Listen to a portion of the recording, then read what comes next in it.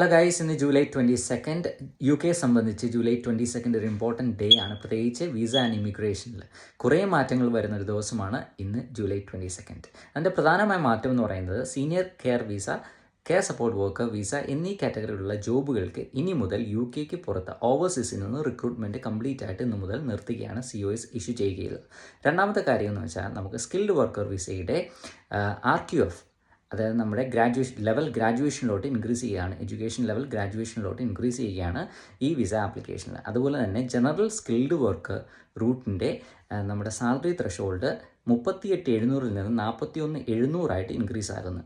പിന്നെ ഒരു good news എന്ന് പറയുന്നത് ഇന്നാണ് Indian professional visa scheme ballot open ആയിരിക്കുന്നത്. ഇതൊരു ഫ്രീ ബാലറ്റ് സിസ്റ്റമാണ്. നിങ്ങൾക്ക് UK വന്ന് 2 വർഷം ജോലി ചെയ്യാം. അങ്ങനൊരു ഓപ്ഷനാണ് ഈ ഒരു ബാലറ്റ് സിസ്റ്റത്തിൽ നിങ്ങൾക്ക് ലഭിക്കുക.